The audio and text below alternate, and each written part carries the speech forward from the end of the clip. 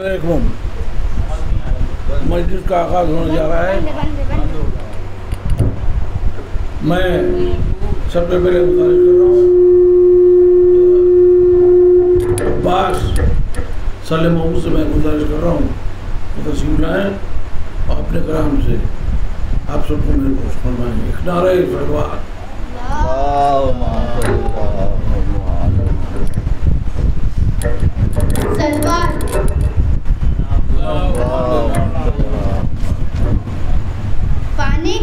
پانی کی طلب ہو تو ایک کام کیا کر، پانی کی طلب ہو تو ایک کام کیا کر، کربلا کے نام پر ایک جام پیا کر، کربلا کے ایک نام پہ ایک جام پیا کر۔ دی مجھ کو حسین ابن علی نے یہ نصیحت، دی مجھ کو حسین ابن علی نے یہ نصیحت، ظالم ہو مقابل تو میرا نام لیا کر۔ حیدر کبھی بنی کبھی شبیر ہے زینب، حیدر کبھی بنی کبھی شبیر ہے زینب، قرآن اگر حسین تو تفسیر ہے زینب، قرآن اگر حسین تو تفسیر ہے زینب۔ بے تیغ لڑکے عباس علمدار بن گئیں، بے تیغ لڑکے عباس علمدار بن گئیں، لہجے میں آج حیدر کرار بن گئیں۔ اب میں حسین صلی اللہ علیہ وسلم سے گزارش کر رہا ہوں کہ تشریف لائیں۔ ایک نعرہ صلوات۔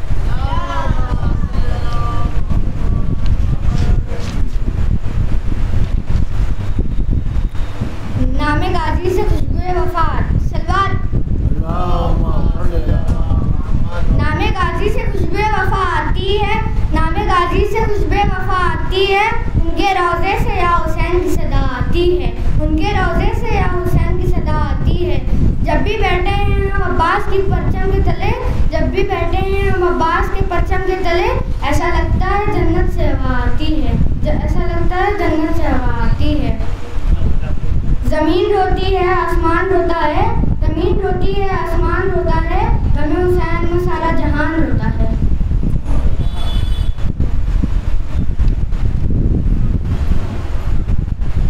اس شاہ شہیداں پر نازاں ہے شہادت بھی، اس شاہ شہیداں پر نازاں ہے شہادت بھی، میدان میں لڑائی بھی مقتل میں عبادت بھی، میدان میں لڑائی بھی مقتل میں عبادت بھی۔ ارے کیسے نہ منیر آخر وعدے کو نبھائیں گے، کیسے نہ منیر آخر وعدے کو نبھائیں گے، تربیت نانا جو لازم ہے اطاعت بھی، تربیت نانا جو لازم ہے اطاعت بھی۔ میں گزارش کر رہا ہوں محترم آصف رستوی صاحب سے تشریف لائیں۔ ایک نعرہ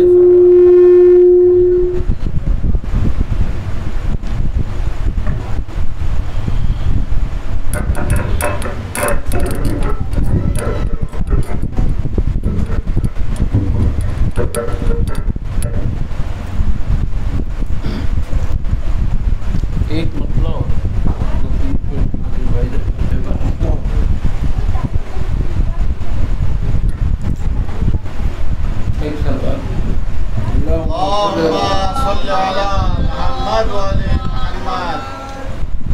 یہ دوش نبوت پہ قدم بول رہے ہیں، یہ دوش نبوت پہ قدم بول رہے ہیں، توڑیں گے علی آج صنم بول رہے ہیں، توڑیں گے علی آج صنم بول رہے ہیں، تو کس کس پہ نہیں فضل تیرا اے میرے مولا، کس کس پہ نہیں فضل تیرا اے میرے مولا، گھر گھر میں تیرے دست کرم بول رہے ہیں، گھر گھر میں تیرے دست کرم بول رہے ہیں۔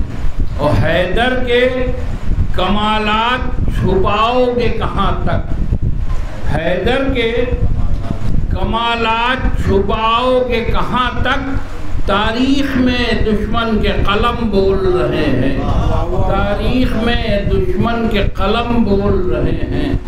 حیدر کے کمالات چھپاؤ گے کہاں تک، تاریخ میں دشمن کے قلم بول رہے ہیں۔ تو حیدر کی ثنا خوانی میں دنیا کے مقرر، حیدر کی ثنا خوانی میں دنیا کے مقرر ہر حال میں قرآن سے کم بول رہے ہیں، ہر حال میں قرآن سے کم بول رہے ہیں۔ اور میثم نے کہا مجمع سے یہ ہو کے مخاطب، میثم نے کہا مجمع سے یہ ہو کے مخاطب، خاموش رہو دار سے ہم بول رہے ہیں، خاموش رہو دار سے ہم بول رہے ہیں۔ ایک مطلب دو تین اشعار کی خدمت ہے، ایک نعرہ سلوات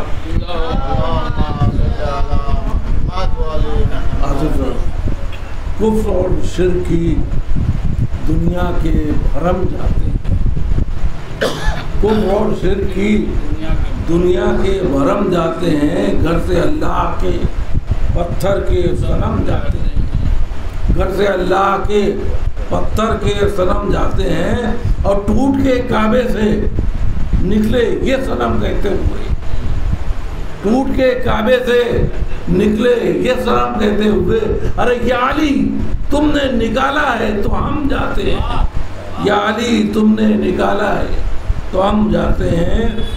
اور آج در آئیں گے دشمن کی صفوں میں عباس، آج در آئیں گے دشمن کی صفوں میں عباس، رن میں حیدر کی طرح لے کے علم جاتے ہیں، گھر میں رن میں حیدر کی طرح لے کے علم جاتے ہیں۔ ایک سلوات کی نعت فرماتے ہیں، ایک مطلب دو اشعار آخر کلام ہے اس کا مولانا، جسے بھی ہوا ہے عطا حسین کا غم، جسے بھی ہوا ہے عطا حسین کا غم، اسے خبر ہے کہ نعمت ہے کیا حسین کا غم، جسے بھی ہوا ہے عطا حسین کا غم، اسے خبر ہے کہ نعمت ہے کیا حسین کا غم، اور کوئی بھی دھوپ ستاتی نہیں زمانے کی، کوئی بھی دھوپ ستاتی نہیں زمانے کی، ہمارے سر پہ ہے مثل رضا حسین کا غم، ہمارے سر پہ ہے مثل رضا حسین کا غم، اور کوئی بھی چیز نہیں دائمی زمانے میں، کوئی بھی چیز نہیں دائمی زمانے میں، کوئی بھی چیز نہیں دائمی زمانے میں، ارے سوائے فرش ازا کربلا حسین کا غم، سوائے فرش ازا کربلا حسین کا غم۔ اسی کے ساتھ میں بس اللہ گزارش کر رہا ہوں علی جناب مولانا عمران حیدر صاحب سے تشریف لائیں اور اپنے خطاب سے ہم لوگ محدود فرمائیں۔ ایک نعرہ صلوات،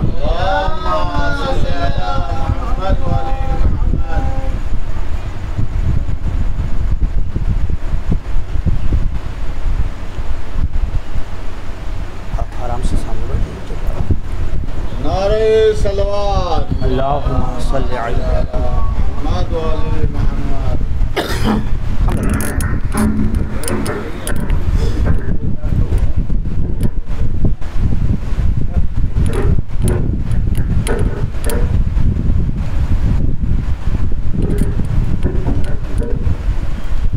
فاتحہ۔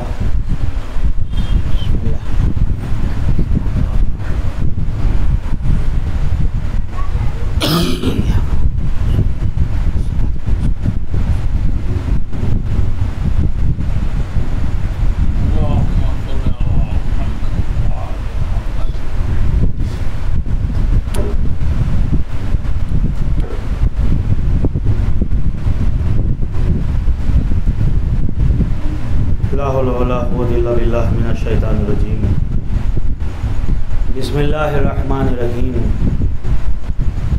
الحمدللہ الذی ہدانا لہذا وما كنا لنهتدی لولا ان هدانا اللہ، لقد جاءت رسول ربنا بالحق، والصلاة والسلام والتحیۃ والاکرام علی سید اسلم ما فی الوجود سر اللہ فی کل موجود، نقطہ دائرۃ الوجود صاحب اللواء الحمد والمقام المحمود، الخاتح لما سبق والفاتح لمن غلق عن معنن الحق بالحق ابی القاسم محمد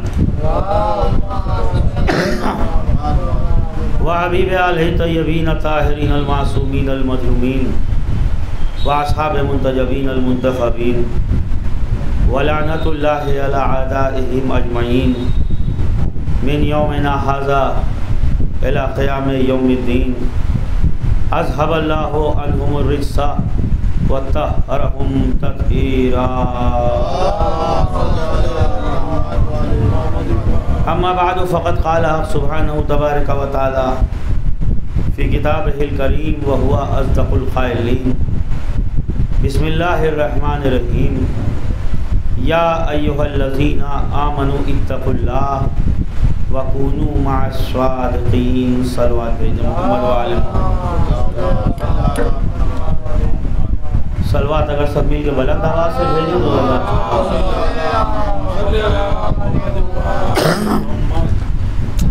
قرآن مجید کا نواں سورہ ہے سورہ توبہ، جس کی 119 نمبر کی آیت میں نے آپ کے سامنے پیش کی۔ آیت کا پتہ اس لیے بتا دیتا ہوں کہ جن کو قرآن کا شوق ہے وہ مجلس کے بعد بھی غور و فکر کر سکتے۔ اعلان ہوا اور ایک خاص طبقے سے ہوا، اور اس طبقے کا نام ہے صاحبان ایمان۔ اے صاحبان ایمان، تقوی اختیار کرو، وَكُونُوا مَعَ الصَّادِقِينَ، اور سچوں کے ساتھ ہو جاؤ۔ ایمان بغیر تقوی کے کسی کام کا نہیں، اور تقوی بغیر سچوں کے ساتھ کے کسی کام کا نہیں۔ آئیے شیخ صاحب تشریف لائیے، یہ صلوات بھیج دیں محمد والے محمد۔ قرآن اس کتاب کا نام ہے کہ جس نے ہر انسان سے بات کی ہے، یعنی صبح قیامت تک آخری پیدا ہونے والا انسان بھی اس قرآن کی زد میں ہے کہ وہ قرآن اس کے لیے بھی ہدایت کی کتاب ہے۔ لیکن سب سے بات کرنا اور ایمان والوں سے بات کرنا یہ ذرا سا اس لیے الگ رکھا ہے کہ گفتگو ہم بھی دن بھر سب سے کرتے ہیں، لیکن جیسے جیسے سامنے والا بدلتا جاتا ہے ویسے ویسے بات کرنے کا طریقہ بدلتا جاتا ہے۔ بھائی دوستوں سے بات کرنے کا طریقہ کچھ اور ہوتا ہے، دشمنوں سے بات کرنے کا طریقہ کچھ اور ہوتا ہے، اپنوں سے بات کرنے کا طریقہ کچھ اور ہوتا ہے، غیروں سے بات کرنے کا طریقہ کچھ اور ہوتا ہے۔ اگر دو لوگ ایسے ملے جنہیں ہم نہیں جانتے ہیں، محفل میں آئے ہیں اور سامنے دیکھا کہ مصافحہ کر رہے ہیں، ہاتھ ملا رہے ہیں، گلے مل رہے ہیں، آپس میں حال چال پوچھ رہے ہیں، تو بھلے ہی ہم نہ جانتے ہوں لیکن دیکھ کے اندازہ ہو جاتا ہے کہ تعلقات اچھے ہیں۔ لیکن کبھی ایسا ہوتا ہے کہ تعلقات میں کچھ تلخی ہے لیکن ہمیں بات کہنی ہے تو کیسے کہیں؟ جس سے کہنی ہے وہ سامنے بیٹھا ہے، ایک مرتبہ پلٹے، ارے منیر صاحب یہ تو بیٹھے ہیں، ان سے یہ بات کہہ دیجیے گا۔ تو یہ بات دیکھ کے اندازہ ہو جاتا ہے کہ کچھ تعلقات اچھے نہیں ہیں، ورنہ سامنے والے سے آدمی ڈائریکٹ بھی بات کر سکتا تھا۔ یہاں پر ایمان والوں سے جب بھی اللہ نے بات کی ہے، ڈائریکٹ بات کی ہے، اور جو صاحبان ایمان نہیں ہیں ان سے جب بات کی ہے کہا قل اے نبی ہم منہ نہیں لگائیں گے، آپ ان سے بات کریے۔ ایک صلوات بھیج دیں محمد والے۔ مولا کائنات غالب کل غالب علی نبی طالب علیہ السلام، بہت ہی مشہور و معروف سوال ایک چاہنے والے نے کیا تھا کہ مولا یہ بتائیے اگر ہمیں کسی چیز کی حقیقت کو جاننا ہو تو ہم کیسے پتہ کریں؟ مولا کا مشہور جواب کہ تمہیں جس چیز کی حقیقت کو جاننا ہو اس کی ضد کو جان لو۔ یعنی جب تک ضد کو نہیں جانو گے، جب تک حقیقت کا پتہ نہیں چلے گا۔ اور یہی بات مولا سے جب کہی تھی کہ مولا آپ کی معرفت کیسے کریں؟ کہا ہمارے دشمن کو پہچان لو، ہماری معرفت ہو جائے گی۔ ایک صلوات ہے جو محمد والے۔ یعنی جب تک ضد نہ ہو یا اس کی معرفت نہ ہو، منہ میں جب تک کڑوا نہ جائے مٹھاس کا احساس کیا ہو؟ جب تک بڑھاپے کی تکلیفیں نہ آئیں جوانی کی نعمت کا احساس کیا ہو، جب تک اندھیری کی ٹھوکریں نہ ملے روشنی کا احساس کیا ہو، جب تک غربت کی تکلیفیں نہ ہوں دولت کا احساس کیا ہو، جب تک بیماری کی اذیتیں نہ ہو صحت کا احساس کیا ہو. یعنی جس چیز کو بھی جاننا ہے اس کی ضد کو دیکھیے. اب ظاہر سی بات ہے کہ منیر صاحب بیٹھے ہیں، شاعر بیٹھے ہیں، لفظوں کو جادوگر ہیں، ہم تو جاہل جوٹ آدمی، یہاں تو سیدھے لفظ بھی نہیں ہے میرے پاس کہ ہر چیز کی ضد دیکھی تو ایک ملی، ایمان کی ضد دیکھی تو 3 ملی. ایمان کی ضد کفر ہے، ایمان کی ضد شرک ہے، ایمان کی ضد نفاق ہے. یعنی ایمان اکیلا کھڑا ہے، مقابلے پہ کفر بھی ہے، شرک بھی ہے، ایمان بھی ہے. اور اگر کسی کا جھگڑا، کسی کی جنگ ایمان سے ہو جائے تو نتیجے 3 ہی نکلیں گے، یا کافر ہو جائے گا، یا مشرک ہو جائے گا، یا منافق ہو جائے گا. اب میں یہ سوچ رہا ہوں کہ جب ایمان سے الجھنے کا یہ انجام ہوتا ہے تو ان کا کیا ہوگا جو کل ایمان سے الجھ جاتے تھے. یہ سلوات ہے جو محمد والے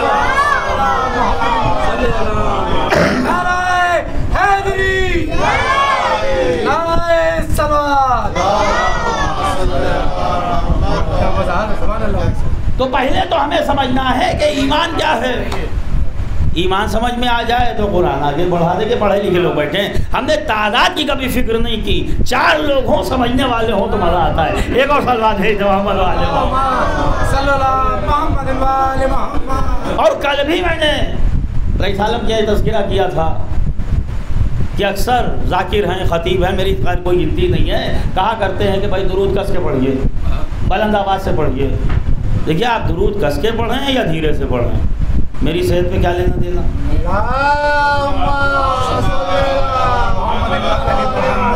آپ کے درود کس کے پڑھنے سے اور دھیمے پڑھنے سے میری صحت پہ کوئی فرق نہیں پڑے گا. وہ الحمدللہ پہلے ہی بہت اچھی ہے، لیکن ہم آپ کو نقصان نہ ہو اس چیز سے بچانا چاہتے ہیں. اب وہ نقصان کیا ہے وہ میں آپ کو بتا دے رہا ہوں. امام کائنات سرور انبیاء احمد مصطفیٰ حضرت محمد مصطفیٰ صلی اللہ علیہ وآلہ وسلم. اور یہ وہ روایت ہے جو متفقہ علیہ ہے، یعنی جس کو سنی شیعہ دونوں نے لکھا کہ مسجد میں تشریف لا رہے ہیں. عادت یہ تھی کہ 3 سیڑھیوں پہ چڑھ کے 4تھی سیڑھی پہ ممبر کے بیٹھا کرتے تھے. آ جائے تو انداز الگ تھا. پہلی سیڑھی پہ چڑھے تو رکے اور رک کے کہنے لگے آمین یا رب العالمین. دوسری سیڑھی پہ رکے کہنے لگے آمین یا رب العالمین. تیسری پہ رکے کہنے لگے آمین یا رب العالمین. اور اس کے بعد ممبر پہ بیٹھے. اب ایک ایک عمل پہ نظر رکھنے والے اصحاب اکرام رضوان اللہ تعالیٰ علیہ وہ کہنے لگے کہ اللہ کے نبی کوئی دعا نہیں، کوئی بات نہیں، کوئی گفتگو نہیں، یہ آپ آمین کیوں کہہ رہے تھے؟ تو نبی نے مسکرا کے کہا کہ جو ہم نے سنا وہ تم نے نہیں سنا. تو ایک تو یہ موقع ہے کہ یہاں بڑا مجمع ہے اور نبی کو یہ کہنا پڑ رہا ہے کہ جو ہم نے سنا وہ تم نے نہیں سنا. اور ایک منظر ہمیں غار حرا میں دکھا تھا کہ ایک بچے نے کہا تھا کہ ہمیں کچھ آواز سنائی دی تو نبی نے مڑ کے کہا تھا علی جو ہم سنتے ہیں وہی تم سنتے ہو. یہ سلوات ہے جو محمد والے کہا جو ہم نے سنا وہ تم نے سنا، وہ ہم نے سنا وہ تم نے نہیں سنا. کہا اللہ کے نبی ایسا کیا ہو گیا؟ کہا میں ممبر پہ جا رہا تھا جبریل آ کے کھڑے ہو گئے. اب جبریل تو ہر انسان کو دکھیں گے نہیں. کہا جبریل آ کے کھڑے ہو گئے اور 3 قسم کے لوگ ہیں جس پر جبریل لعنت کر رہے ہیں. اب جبریل لعنت کر رہے تھے اور میں آمین کہہ رہا تھا.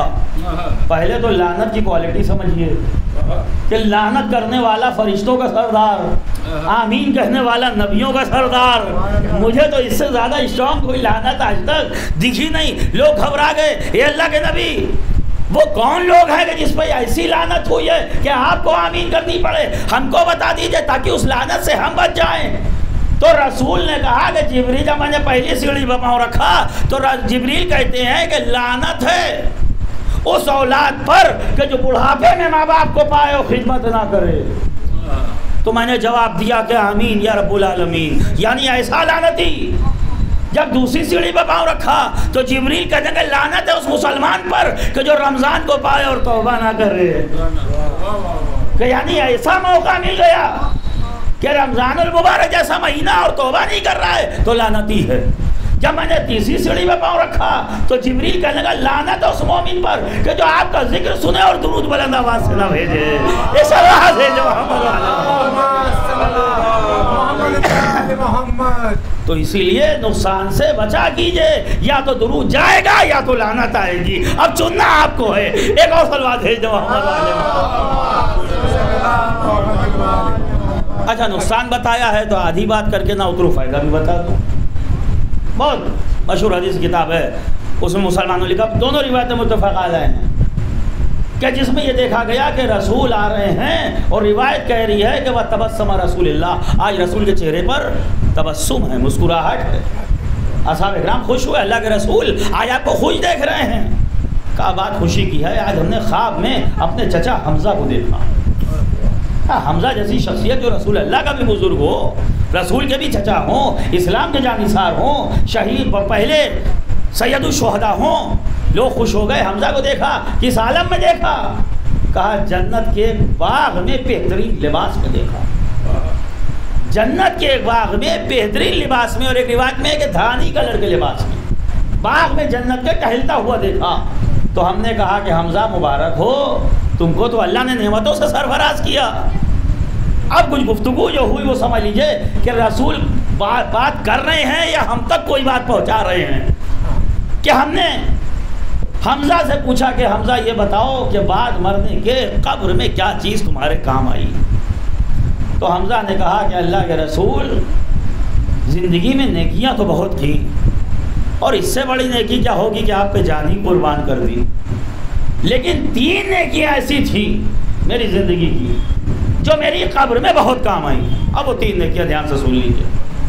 کہا بتاؤ حمزہ وہ 3 نیکیاں. کہا قبر میں آنے والی پہلی سب سے بڑی نیکی کا کام یہ ہے کہ بعد مرنے کے جو نیکی کام آئے گی کہ میں نے پیاسوں کو پانی پلایا تھا. یہ نیکی قبر میں بہت کام آئی. حمزہ کہہ رہے ہیں رسول اللہ سے. کہا دوسری نیکی کیا تھی جو بعد مرنے کے تمہارے کام آئی؟ کہا دوسری نیکی میں نے علی سے محبت کی تھی. یہ نیکی دنیا اور آخرت میں کام آتی ہے. کہا تیسری نیکی کیا تھی؟ کہا تیسری نیکی یہ تھی کہ جب بھی آپ کا تذکرہ سنتا تھا شرم نہیں کرتا تھا, درود بلند آواز سے پڑھا کرتا تھا.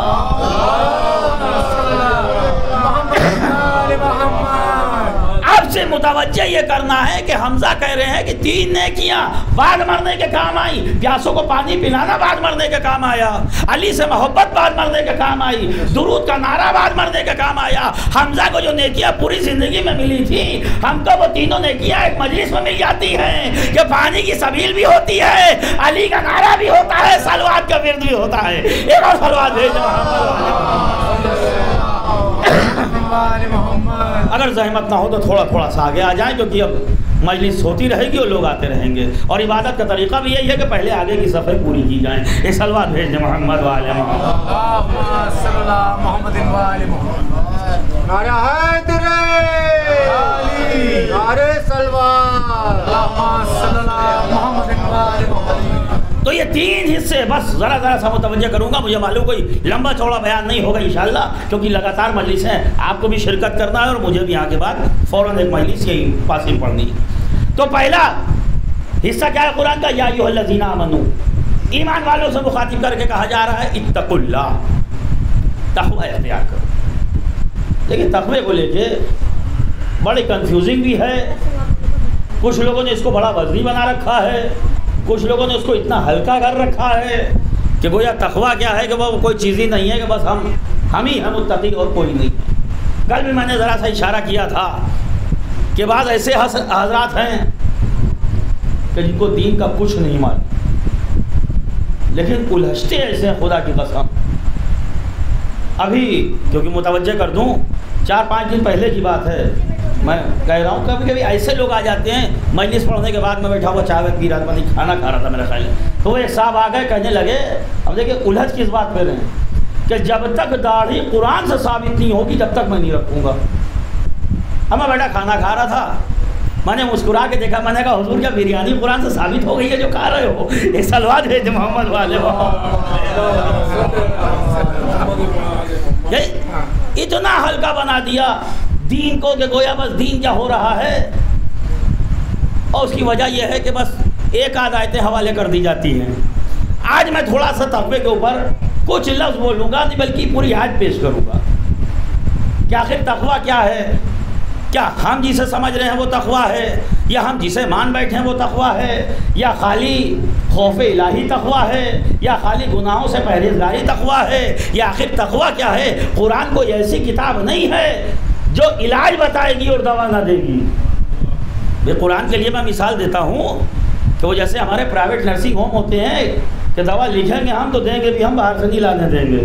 تو قرآن بھی وہی کتاب کا نام ہے کہ علاج بتائیں گے تو دوا ہم ہی دیں گے، حل ہم ہی بتائیں گے، باہر سے لانے کی ضرورت نہیں ہے. اس لیے کہ اگر قرآن باہر سے کچھ لاؤ تو قرآن محتاج ہو جائے گا. قرآن وہ کتاب ہے جس کے لیے خود اللہ کہہ رہا ہے کہ ذالک الکتاب لا ریب فیہ، اس میں کوئی کمی نہیں، کوئی ٹیڑھا پن نہیں ہے، اور ہر خشک و تر اس کے اندر موجود ہے.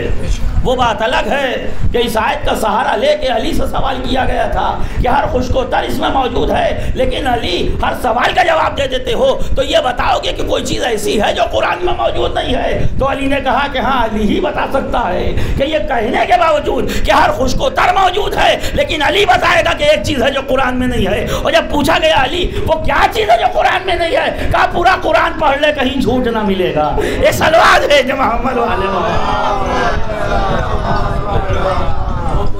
بھئی یہ جواب علی دے سکتے ہیں. تو آخر تقوی کیا ہے؟ پروردگار تو نے بہت سی جگہوں پر سورہ مائدہ پورا اشرا میں نے بیت المال میں پڑھا تھا کہ یا ایھا الذین آمنوا اتقوا اللہ وابتغوا الیہ وسیلہ وجاہدوا فی سبیلہ لعلکم تفلحون، کہ اس میں بھی آیا کہ ایمان والو تقوی اختیار کرو، اور بھی کئی موضوع میں آیا. جہاں پہ بھی آ رہا ہے بات ایمان والوں ہی سے ہو رہی ہے کہ ایمان والو تقوی اختیار کرو. یعنی ایمان اور تقوی ہر جگہ پہ ساتھ میں کیوں ہے؟ اس لیے کہ ایمان اور تقوی کا مرکز بھی ساتھ میں ہے کہ اگر ایمان چاہیے تو کسی کل ایمان کے پاس جانا پڑے گا، اگر تقوی چاہیے تو کسی امام المتقین کے پاس جانا پڑے گا. یہ سلوات ہے جو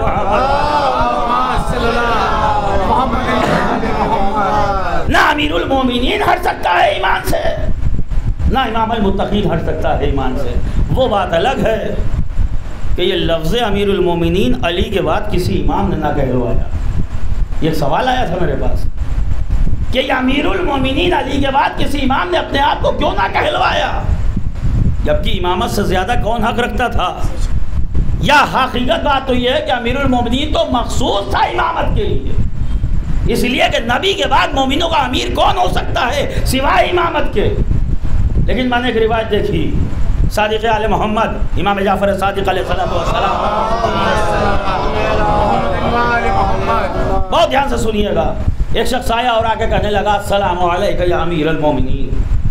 امام نے سلام کا جواب دیا اور کہا تم نے کیا کہا؟ کہا امیر المومنین کہا مولا آپ کو کہا مت کہو. کیا تمہیں معلوم ہے کہ میرے جد علی کے بعد کسی امام نے اپنے آپ کو امیر المومنین نہیں کہلوایا؟ کہا مولا یہ بات تو میرے بھی نہیں سمجھ میں آئی کہ اگر امیر المومنین آپ نہیں ہیں تو کون ہیں؟ امام نے کہا یہ حقیقت ہے کہ اس روئے زمین پر امیر المومنین سوائے ہمارے کوئی ہو بھی نہیں سکتا. تو کہا کہ آپ کیوں نہیں کہلواتے اپنے آپ کو امیر المومنین؟ جواب دیا کہ یہ ہمارا احتجاج ہے. نہ حسن نے امیر المومنین کہلوایا، نہ حسین نے کہلوایا، نہ سید سجاد نے، نہ محمد باقر، نہ جعفر صاحب، کوئی بھی امام نے اپنے آپ کو امیر المومنین نہیں کہلوایا. وضاحت چھٹے امام نے کی، کہا یہ ہمارا احتجاج ہے. اب اگر کوئی ہمیں امیر المومنین کہتا ہے تو ہمیں شرم آتی ہے، اس لیے کہ علی کے بعد ایسے ایسے لوگوں کو امیر المومنین کہا گیا. کتے نچانے والے امیر المومنین، بندروں کے ساتھ کھیلنے والے امیر المومنین، جمعے کی نماز بدھ کو پڑھانے والے امیر المومنین، شراب پی کے نماز پڑھنے والے امیر المومنین، زانی امیر المومنین، قاتل امیر المومنین، بدکار امیر المومنین. امام نے کہا شرم آتی ہے کوئی ہمیں امیر المومنین کہتا ہے، ہم احتجاجاً منع کرتے ہیں. یہ لقب ہمارا تھا، چھینا دشمنوں نے ہے. تو اس نے کہا مولا آپ کے تو بہت سے القاب دشمنوں نے چھین لیے ہیں، ہم کسی بھی لقب سے آپ کو یاد کریں گے، دشمن کو اچھا لگا تو چھین لیں گے. امام نے کہا اسی لیے تو منع کرتا ہوں کہ لقب سے نہ یاد کرو، یبنا رسول اللہ کہو.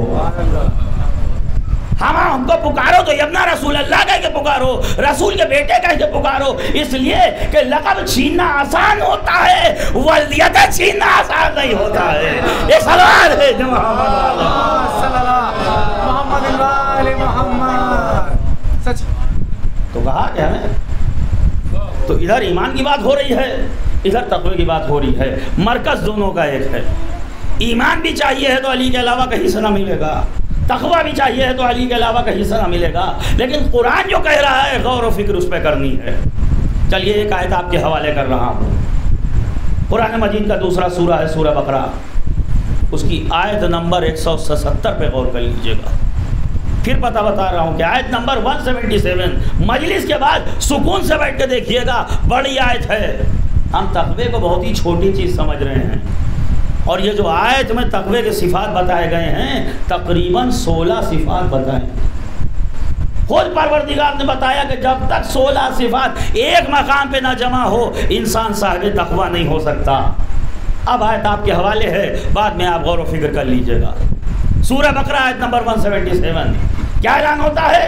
بسم اللہ الرحمن الرحیم، لیس البر ان تولوا وجوہکم قبل المشرق والمغرب ولكن البر من آمن بالله واليوم الآخر والملائكة والكتاب والنبيين وآتى المال على حبه ذوي القربى واليتامى والمساكين وابن السبيل والسائلين وفي الرقاب أقام الصلاة وآتى الزكاة والموفون بعهدهم إذا عهدوا والصابرين في البأساء والضراء وحين البأس أولئك الذين صدقوا وأولئك هم المتقون۔ یہ صلوات ہے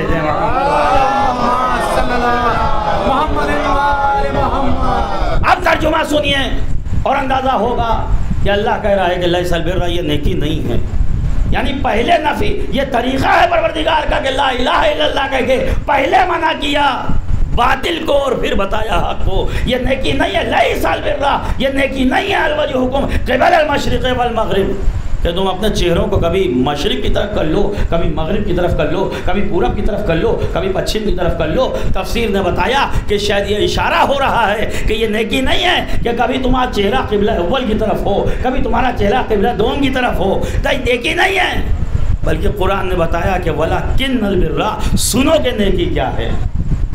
اب نیکی کی ابتدا کہاں سے ہو رہی ہے؟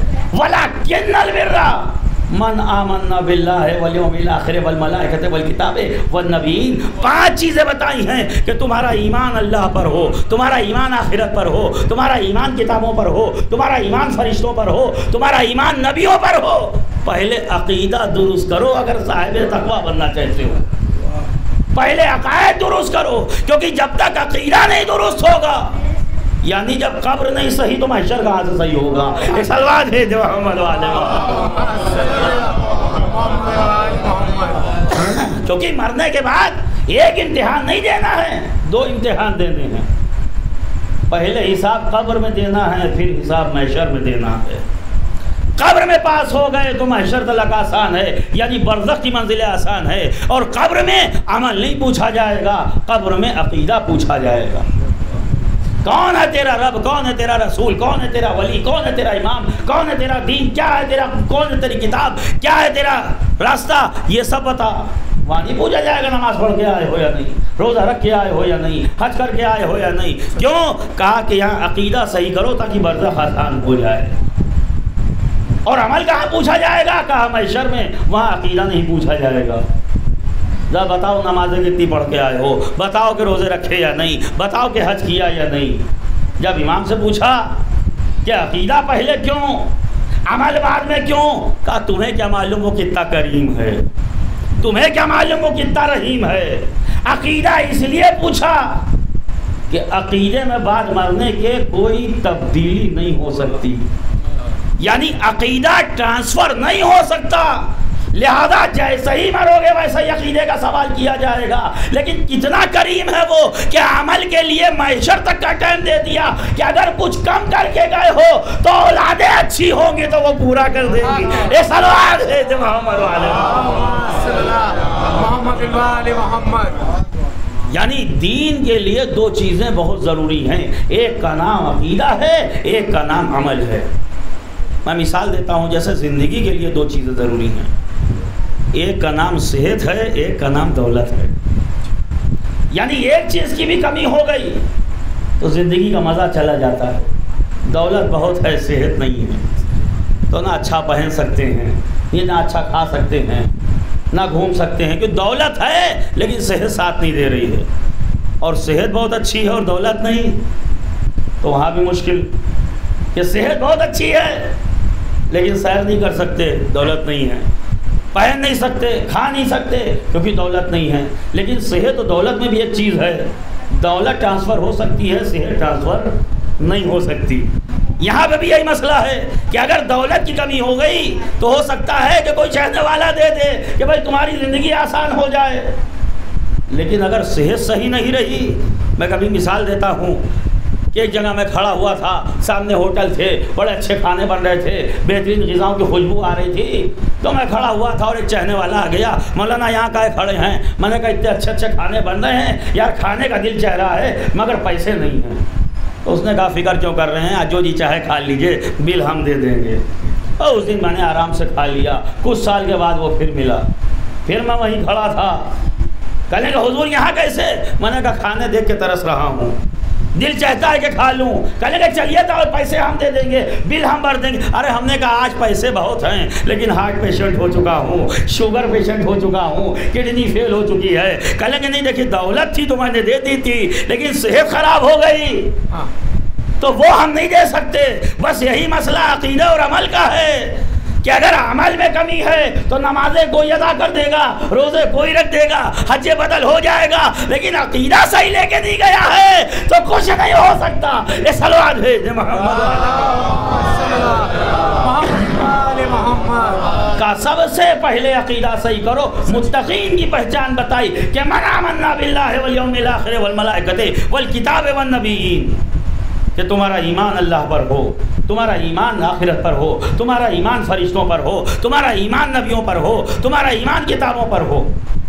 اب ایک ایک چیز کی کیا وضاحت کروں کیونکہ آیت ایسی بیان کر دی ہے کہ عشرہ کم ہو جائے گا۔ یہ سلوات ہے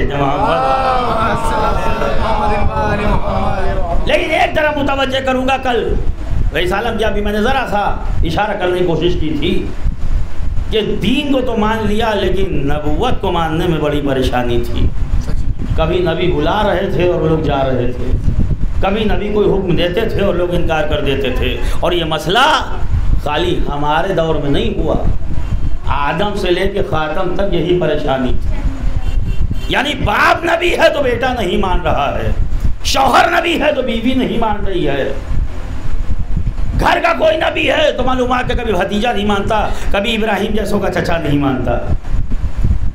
اور یہ مسئلہ رسول اللہ تک بھی آیا کہ ابو جہل و ابو رہب کوئی باہر سے نہیں آئے تھے، خاندان کے ہی تھے، لیکن نہیں ماننا ہے، مخالفت کرنی ہے تو بہرحال کریں گے۔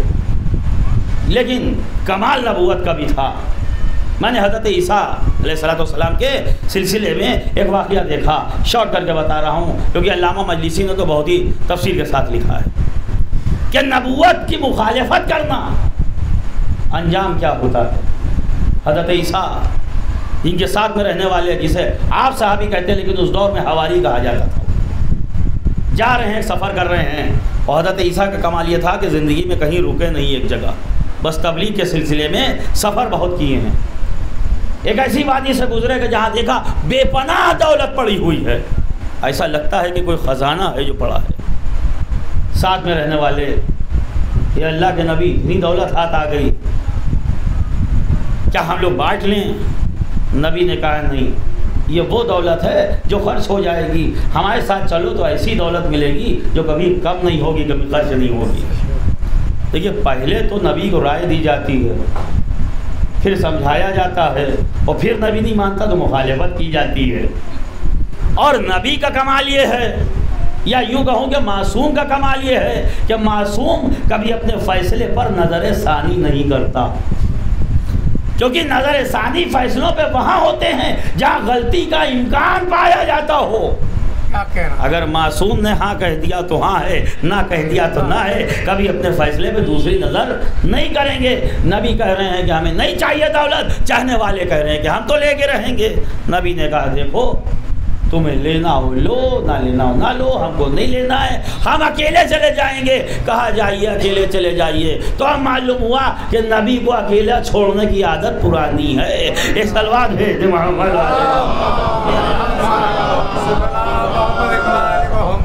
ہم کو تو مل گیا ہے، ہم جا رہے ہیں، آپ جائیے اپنا کام کیجئے۔ نبی آگے بڑھ گئے۔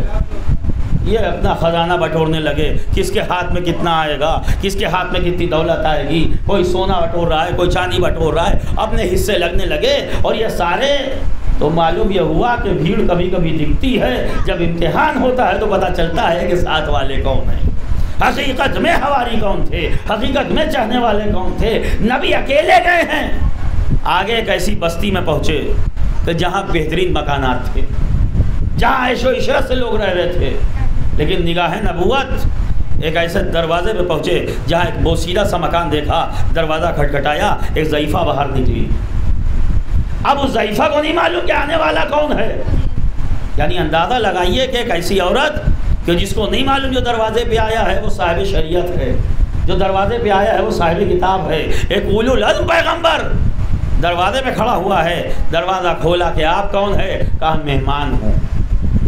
کیا اپنے گھر نہ رکاؤ گی؟ میں چاہتا ہوں کہ ایک آدھ دن تمہارے گھر رکوں. اس نے کہا دیکھیے میں جس حکومت میں رہتی ہوں، اس ملک کا قانون، اس شہر کا قانون یہ ہے کہ حاکم کی طرف سے تاکید کی گئی ہے کہ کسی باہر کے مہمان کو نہ رکاؤ. لیکن آپ کے چہرے پہ ایسی صداقت معلوم ہو رہی ہے. میں نے کہا اس کو پتہ ہی نہیں کہ کون آیا ہے، لیکن کہہ رہی ہے کہ آپ کے چہرے پہ ایسی صداقت معلوم ہو رہی ہے کہ دل چاہتا ہے کہ ہم آپ کو مہمان بنا دیں. دروازہ کھولا اور گھر کے اندر بلا لیا. جیسا ہی گھر کے اندر آئے کہنے لگی کہ مجھے تعجب ہوتا ہے آپ پہ کہ اتنے بہترین بہترین مکان، اتنے دولت مند لوگ، آپ کو رکنا تھا اس غریب کے ہی گھر میں. نبی نے مسکرائے، دیکھا، کہا تم اپنے آپ کو غریب کیوں کہہ رہی ہو؟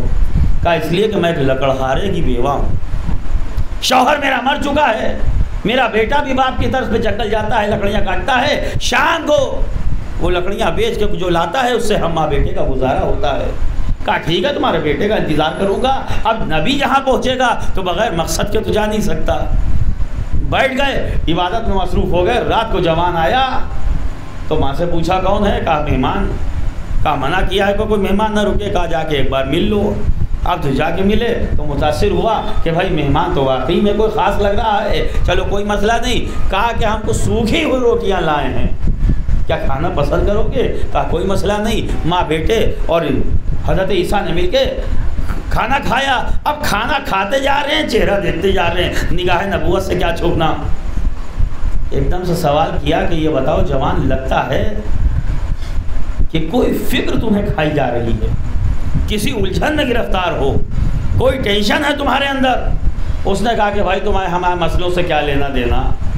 آئے ہو، مہمان ہوئے ہو، رکے ہو، جب تک جی چاہے رکو، جب جی چاہے چلے جاؤ، ہماری پریشانیوں سے تمہیں کوئی لینا دینا نہیں ہے. تو مسکرا کے کہا کہ اپنی پریشانی ہمیں بھی بتا دو، ہو سکتا ہے کہ ہم تمہارے کچھ کام آ جائیں. کہا دیکھو بھائی ہماری پریشانی ایسی ہے کہ اگر میں بتا دوں گا تو میری جان کے لالے پڑ جائیں گے، مار دیا جاؤں گا، گرفتار ہو جاؤں گا. تو کہا ایسی کیا پریشانی ہے؟ کہا کہ پریشانی، میں جنگل میں ایک دن لکڑی کاٹ رہا تھا، میں نے وہاں ایک محل دیکھا، محل کی چھت پہ ایک جوان لڑکی کو دیکھا، وہ لڑکی مجھے پسند آ گئی، دل نے چاہا کہ میں اس سے شادی کر لوں، لیکن جب پتہ کیا تو معلوم ہوا کہ حاکم وقت کی اکلوتی بیٹی ہے. اب یہ بتاؤ کہ میرے جیسا غریب و حقیر آدمی اگر یہ بات بتا بھی دوں گا تو حکومت کے لوگ مجھے گرفتار کر لیں گے. حضرت عیسیٰ مسکرائے، کہا تمہاری پریشانی تو بڑی ہے، لیکن اگر میں چاہوں تو تمہارے اس مسئلے کا حل ہو سکتا ہے. اب اس کو کیا معلوم کون کہہ رہا ہے؟ کہنے گا عجیب آدمی ہو، میرے ہی گھر میں رکے ہو، میری غربت کا مذاق اڑا رہے ہو. یہ سلوات ہے جو محمد والے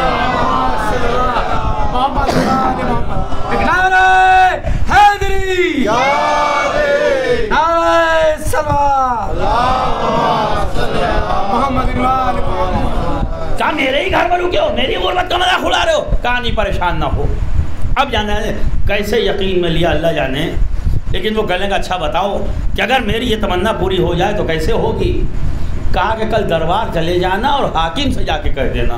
اس نے کہا تم تو بالکل ہی مارنے پہ لگے ہوئے ہو، ہم تو بتانے کو تیار نہیں، اور سیدھے موت کے منہ بھیجے دے رہے ہو. کہنے کہ ارے یار تھوڑا سا تو رسک لے لو، اب محبت میں جان تو دی جاتی ہے، جاؤ چلے جاؤ. اب بڑی ہمت کر کے بڑا تیار کر کے بھیجا تو ان کو فریادیوں کی لائن میں وہاں کھڑا کر دیا. حالت ایسی تھی، بتایا کہ لکڑہارے کے بیٹے ہیں اور حالت خراب، خود بھی لکڑہارے ہیں. کہنے کہ اب جو نمبر آیا بادشاہ کے قریب پہنچے، کہیں گے آپ کو کیا تکلیف ہے؟ کہیں گے تکلیف کوئی نہیں ہے، آپ کی بیٹی پسند آ گئی ہے اور چاہتا ہوں کہ شادی کروں۔ ایک مرتبہ وزیر سے اس نے کہا یہاں آؤ، کچھ اس کا دماغ خراب لگتا ہے، نہ اس کو موت کا خوف نہ اس کو میرا خوف، اب کون خوریزی کروں، مجھے لگتا ہے کہ اس کا دماغ صحیح نہیں ہے۔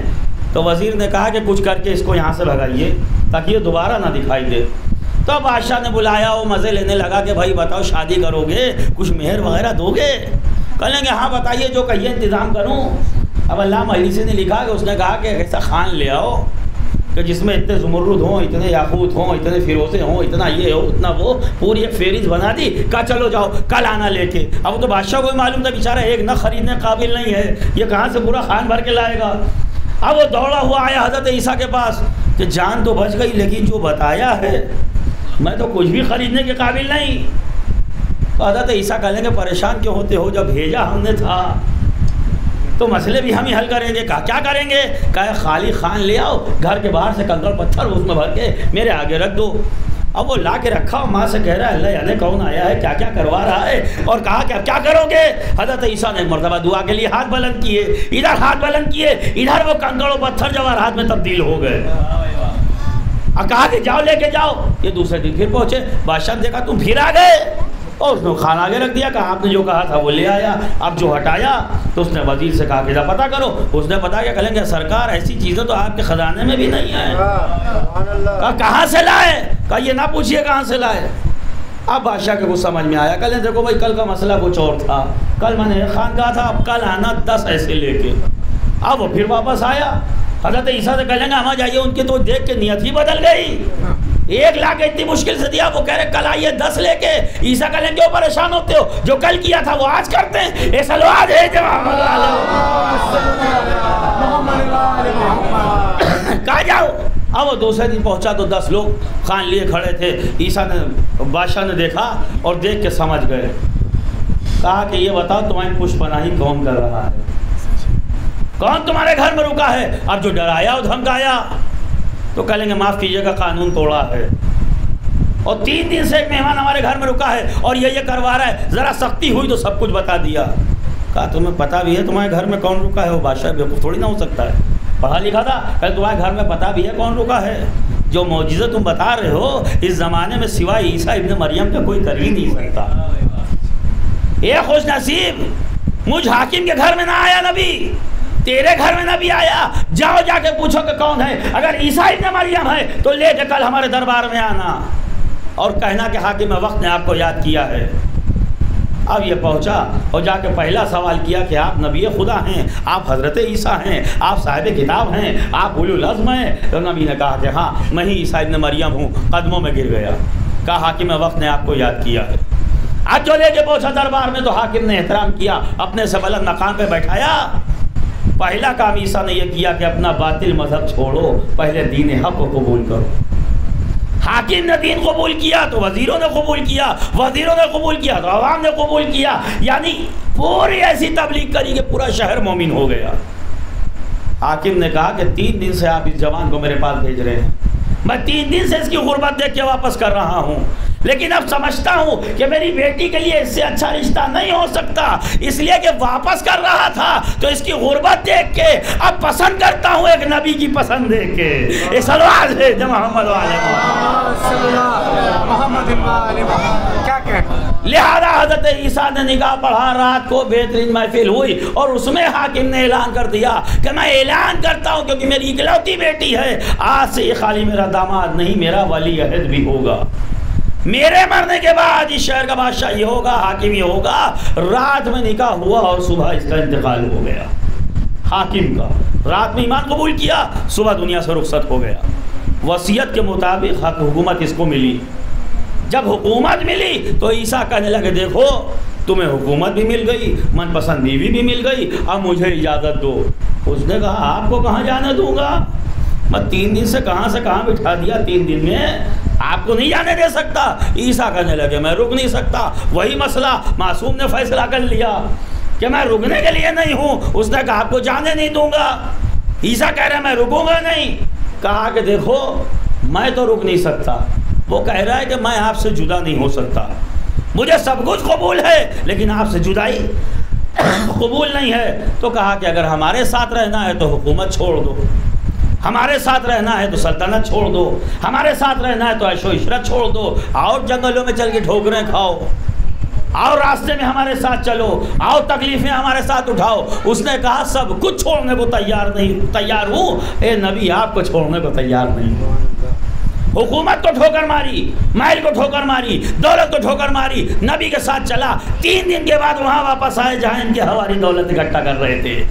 اب جو نبی کو دیکھا تو خوش ہو گئے، اے اللہ کے نبی 3 دن بعد آپ واپس آئے، دیکھیے ہم لوگ کے ہاتھ میں کتنی دولت آئی۔ نبی نے کہا جانے دو کیسی دولت، یہ تو خرچہ ہو جائے گی، میں تو ایسی دولت کی تلاش میں نکلا تھا جو کبھی خرچ نہ ہو۔ تو کہا کہ آپ کے ہاتھ بھی کچھ ایسی دولت لگی ہے؟ تو اس جوان کی طرف اشارہ کیا کہ ہاں میرے ہاتھ بھی یہ دولت لگی ہے۔ وہی غلط فہمی ہمیشہ کی، کہنے کہ یہ تو میرے جیسا ہے، کہا کہ یہ تو میرے ہی جیسا ہے۔ نبی نے کہا کہ کس غلط فہمی کا شکار ہو رہے ہو، تم اس کو اپنے جیسا بتا رہے ہو، ارے یہ تمہارے جیسا نہیں ہے۔ تمہیں دولت مل جاتی ہے تو تم نبی کو چھوڑ دیتے ہو، اس کو نبی مل جاتا ہے تو یہ حکومت کو چھوڑ دیتا ہے۔ صلوات ہے محمد۔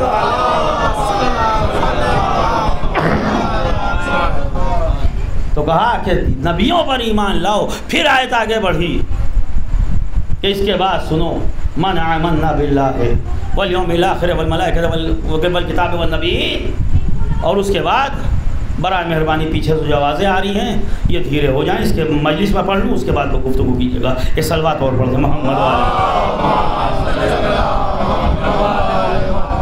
اب اس کے بعد جو آیت کہہ رہی ہے کہ وَآتَ الْمَالَ عَلَىٰ حُبِّهِ، متوجہ رہیے گا، یعنی اس مزاج کی پورے قرآن میں صرف 2 آیتیں ملی۔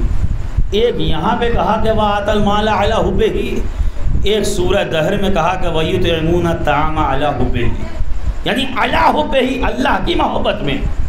وَآتَ الْمَالَ عَلَىٰ حُبِّهِ ذَوِي الْقُرْبَىٰ وَالْيَتَامَىٰ وَالْمَسَاكِينَ وَابْنَ السَّبِيلِ وَالسَّائِلِينَ وَفِي الرِّقَابِ، کہ یہ کہا تھوڑا سا صاحب خانہ کہہ رہے ہیں کہ آگے آ جائیے، پیچھے آنے والوں کو زحمت ہو رہی ہے، تھوڑا سا آگے آ جائے، درود پڑھتے ہوئے آگے آ جائیے۔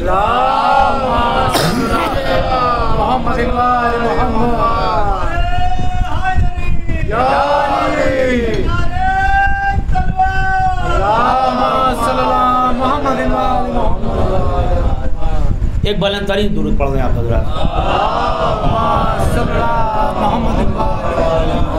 کہا اور اپنی دولت کو خرچہ کرو لیکن اس کی محبت میں۔ کہاں خرچہ کریں؟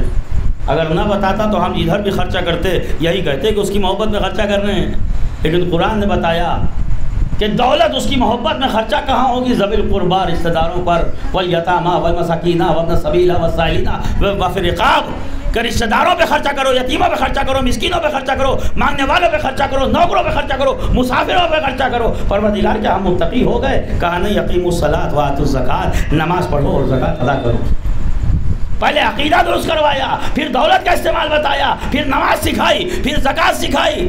پروردگار اب تو بتا دے کہ ہم متقی ہو گئے۔ کہا نہیں، والموفون بعہدہم اذا عاہدوا، تم جو ایگریمنٹ کرتے ہو، جو وعدے کرتے ہو، جو عہد و پیمان کرتے ہو، اس پہ کھرے اترنا۔ یعنی متقی کی ایک پہچان یہ ہے کہ جہاں تقویٰ ہوتا ہے متقی کبھی دھوکے باز نہیں ہو سکتا، متقی کبھی جھوٹا نہیں ہو سکتا۔ پروردگار کیا متقی ہو گئے؟ کہا نہیں، آخری منزل یہ ہے کہ والصابرین فی الباساء والضراء وحین الباس، آخری منزل یہ ہے کہ یہ زندگی ہے، کبھی گرفتاریاں، کبھی پریشانیاں، کبھی ناگہانیاں، کبھی آفتیں، کبھی بیماری، کبھی قرض داری، کچھ نہ کچھ الجھنیں رہیں گی، اور جب بھی الجھن آئے اللہ کے سامنے ثابت قدم رہنا اور صبر سے کام لینا۔ اگر یہ ساری صفاتیں تمہارے اندر آ گئی ہیں تب کہا اولئک الذین صدقوا، اب تم سچے ہو چکے ہو، واولئک هم المتقون، اب تم صاحب تقویٰ ہو چکے ہو۔ ایک صلوات اور پڑھ دیں محمد۔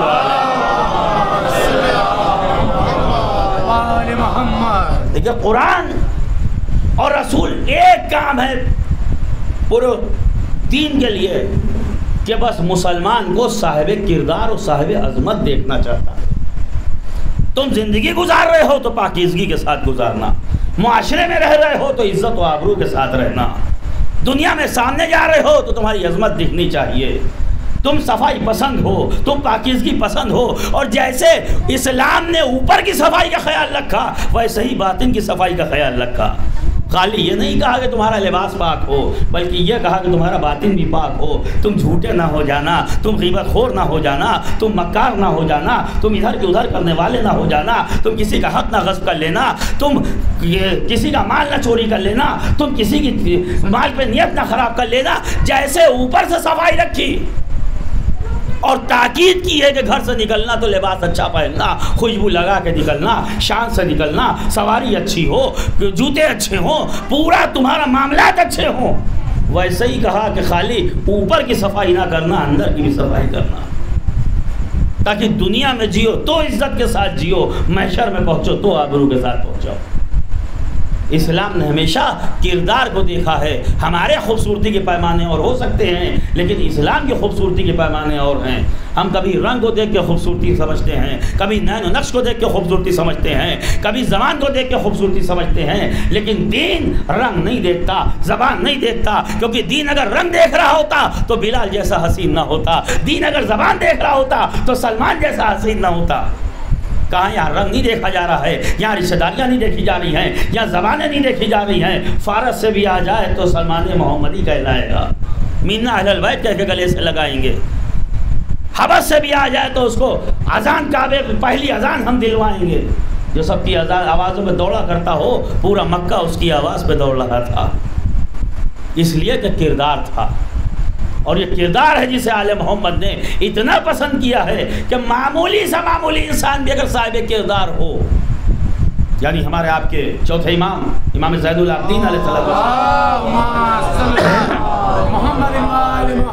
ختم کی گفتگو میں نے کہ ہمارے آپ کے چوتھے امام کی والدہ گرامی حضرت شہر بانو جب آئی ہیں حسین کی زوجیت میں، شاہی گھرانے سے ہیں، خدا لعنت کرے ان پروپگنڈوں پر کہ جو ان پہ الزام اور بہتان لگائے جاتے ہیں کہ الٹی سیدھی چیزیں گرفتار ہو کے آئی تھی اور فلاں کے دربار میں آئی تھی اور یہ آئی تھی، خدا لعنت کرو ان مورخوں پہ اور ان کی قبروں پہ لعنت کرے۔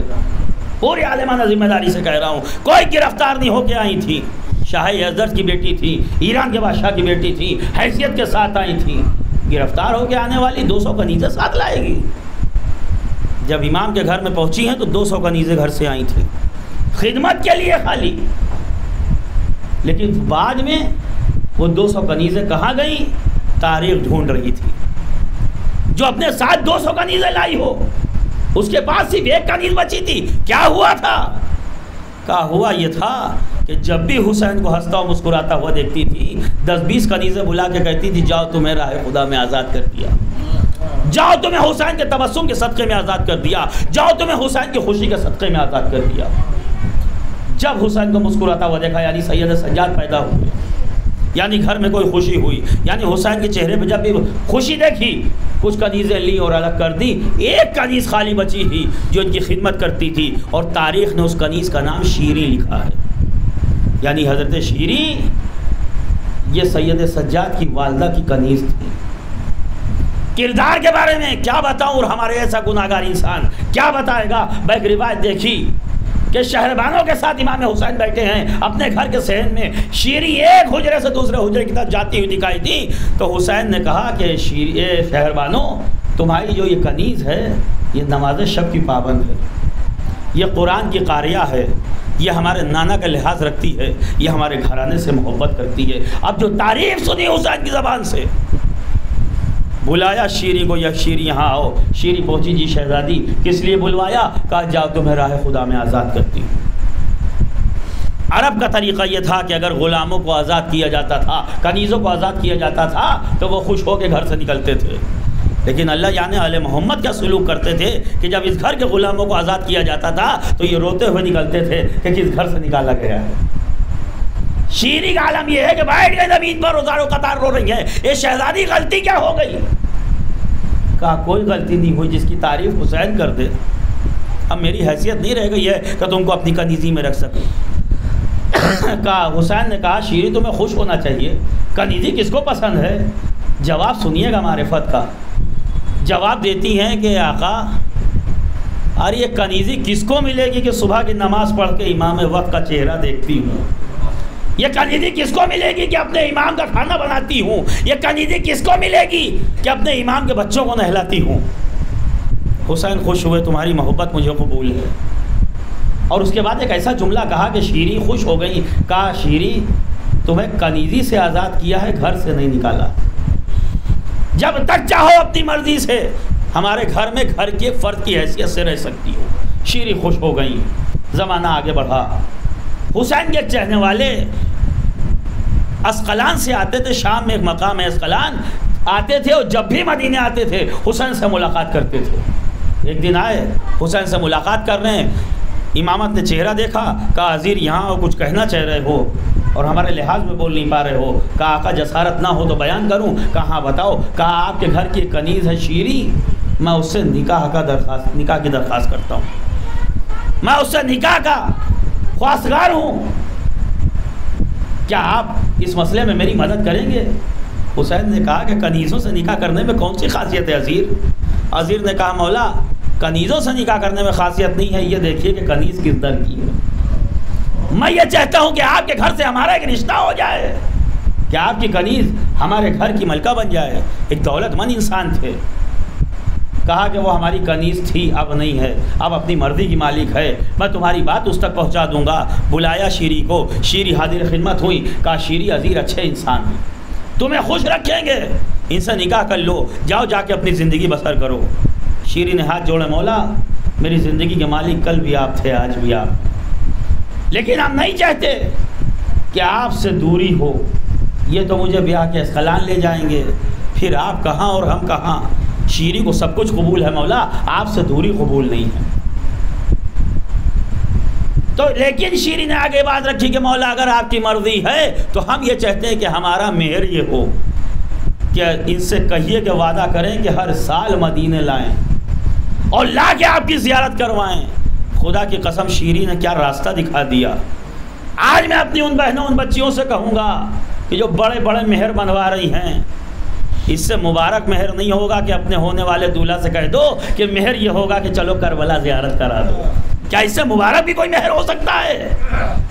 شیریں کا مہر زیارت امام حسین تھا، کہا ہر سال مدینے لائیں گے اور زیارت کروائیں گے۔ عزیر نے کہا قبول ہے، مولا کے سامنے حامی بھر دی، مولا جب تک زندہ رہوں گا ہر سال مدینے آؤں گا اور آپ سے ملاقات کرواؤں گا۔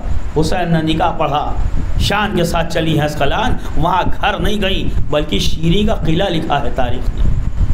وہ جو ہائی وے تھا، وہ جو شاہراہ تھی، وہاں ان کا قلعہ بڑا مشہور تھا، بہت دولت مند گھرانے میں گئی تھی اور وہاں جا کے شان کی زندگی گزار رہی تھی۔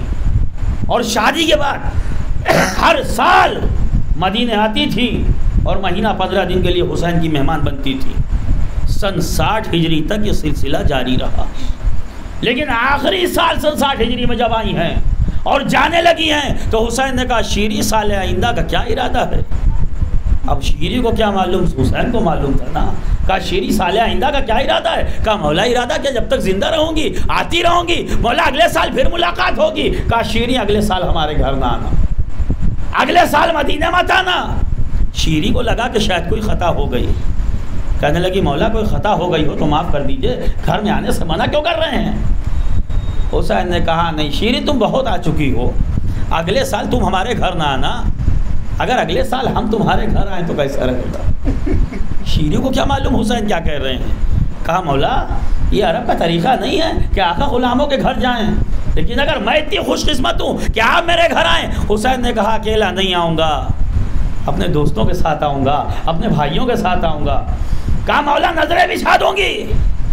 اب حسین آگے بڑھے، کہا شیریں ساتھ میں بہنوں کو بھی لاؤں گا، ساتھ میں بیٹیوں کو بھی لاؤں گا، ساتھ میں بیویوں کو بھی لاؤں گا۔ اب شیریں کو نہیں معلوم حسین کیا کہہ رہے ہیں، بہت خوش ہوتی رہی، مولا میرا گھر جنت بن جائے گا۔ جب چلی ہے شیریں تو ایک جملہ ایسا کہا کہ پورے سال شیریں پریشان رہی۔ کہا شیریں یاد رکھنا جب تمہارے گھر آئیں تو ہمیں پہچان لینا۔ شوہر سے باتیں کرتی تھی کہ مولا نے یہ جملہ کیوں کہا، ہم اور حسین کو نہ پہچانے، ہم آل رسول کو نہ پہچانے۔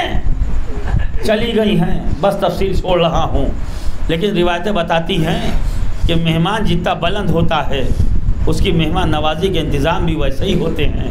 پورے سال شیریں اور عزیر نے غلام اور کنیزیں خریدی۔ کیوں خریدی؟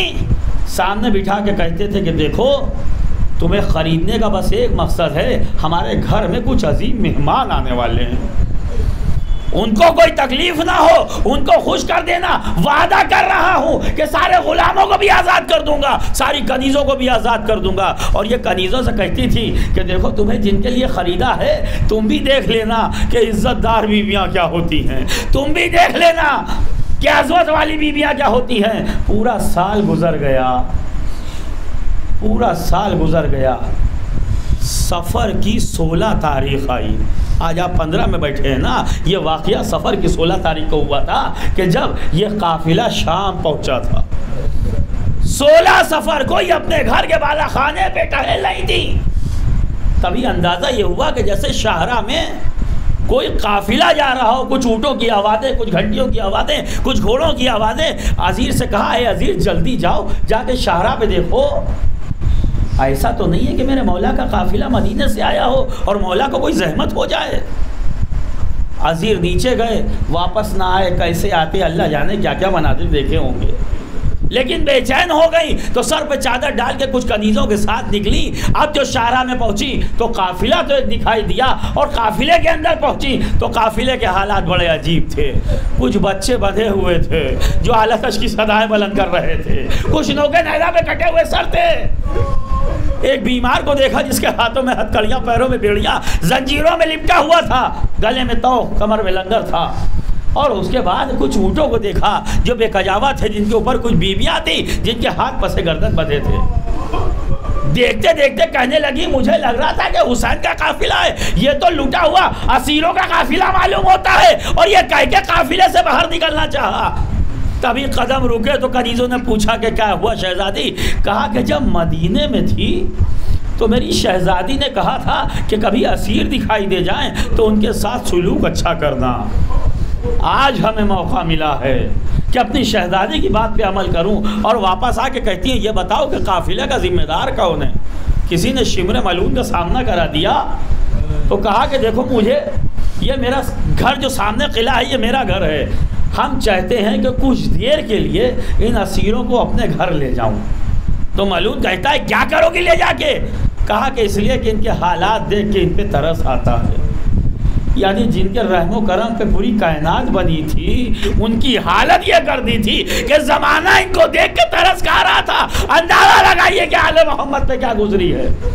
کہا میں چاہتا ہوں ان کو گھر لے جاؤں، میں چاہتی ہوں کہ ان کو گھر لے جاؤں، کچھ کھانا کھلا دوں، کچھ پانی پلا دوں، کچھ ان کی خدمت کروں۔ تو ملعون کہتا ہے کہ اکیلے نہیں لے جانے دوں گا، اگر تمہیں لے جانا ہے تو یہ کٹے ہوئے سر جنوں کے نیزہ پہ ہیں، یہ ساتھ میں جائیں گے۔ کہتی ہے ہمیں کوئی اعتراض نہیں ہے۔ گھر کا دروازہ کھلا، بس عزیز و روایت نے بتایا کہ وہ کٹے ہوئے سر گھر کے اندر دیواروں پہ ایسے لگے جیسے آپ کے خانوں میں علم لگتے ہیں۔ اور اس کے بعد ان اسیروں کا آنا شروع ہوا۔ جب وہ بیویاں اور وہ بچے اور سید سجاد گھر میں پہنچے تو اس نے انتظام کیا کہ پانی پلاؤ، کھانا کھلاؤ۔ تو بیویوں نے کہا تو نے پانی پلایا تیرا شکریہ، تو نے کھانے کے لیے ہمارے بچوں کو پوچھا تیرا شکریہ، لیکن اگر تو چاہتی ہے کہ واقعی میری خدمت ہو تو ہمیں ایک کام کر، ہمیں رونے کی اجازت دے دے۔ یہ کہتی ہے کہ یہ کیا بات ہے، کبھی رونے کی اجازت بھی مانگنی پڑتی ہے؟ کہا ہمارے ساتھ یہی ہوا ہے، یہ جو کٹے ہوئے سر ہیں یہ ہمارے اپنوں کے سر ہیں، لیکن ہمیں رونے نہیں دیا جاتا۔ یہ کہتی ہے دیکھو تم ہمارے گھر میں ہو، تمہیں اجازت ہے، تمہارے مارے گئے ہیں تو تم نہیں روگے تو کون روئے گا؟ تم رو سکتے ہو۔ جیسے اجازت ملی ایک مرتبہ بیویاں اکٹھا ہوئی، اور اکٹھا ہونے کے بعد ایک آواز بلند کی، واہ حسینہ!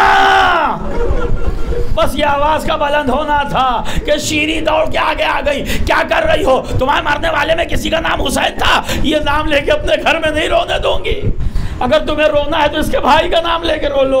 لوگ شہزادیوں نے کہا تیرا بہت شکریہ، اور ایک آواز لگائی واہ عباسا!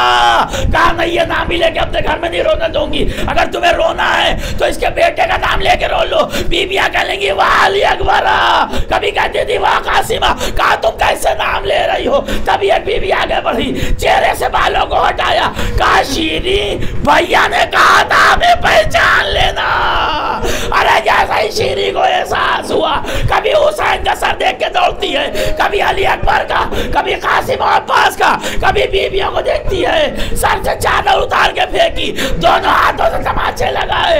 اللہ اللہ، ارے جس گھر کو میں نے 1 سال سجا کے مہمان خانہ بنایا تھا، ہائے میرا وہ گھر رضا خانہ بن گیا. میرے گھر حسین مہمان آئے لیکن نو کے نیزہ پہ آئے ہیں بیویاں بنا چادر. الا لعنت اللہ علی القوم الظالمین وسيعلم الذين ظلموا ایام القلب. ربنا آتنا فی الدنیا حسنۃ وفی الآخرۃ حسنۃ وقنا عذاب النار. پروردگار ظلم و ظالمین کے خاتمے کے لیے حضرت کے ظہور میں تعجیل فرما. جن گھروں میں عزائے حسین بچھا ہے انہیں ہر زمینی اور آسمانی بلاؤں سے محفوظ فرما. پالنے والے حاضرین مجلس کی ہر دعا اور تمنا کو پورا کر دے. پروردگار ہمارے گناہ کبیرہ و صغیرہ کو بخش دے. ہمارے مرحومین کی مغفرت فرما. ہمارے بڑوں کا، بزرگوں کا، علماء حق کا، ہمارا جے کرام کا سایہ ہمارے سروں پہ برقرار رہے. عزاداری کے اور مرجعیت کے دشمنوں کو نیست و نابود کر. پالنے والے اسلام و عزاداری کے خلاف ہونے والی ہر سازش کو ناکام و نامراد کر. ربنا تقبل منا انک انت السمیع العلیم. آپ حضرات سے گزارش ہے کہ 1 بار سورہ حمد اور 3 بار سورہ اخلاص کی تلاوت فرما کر جناب جمشید صاحب کے مرحومین کو ایصال کر دیں. بسم اللہ.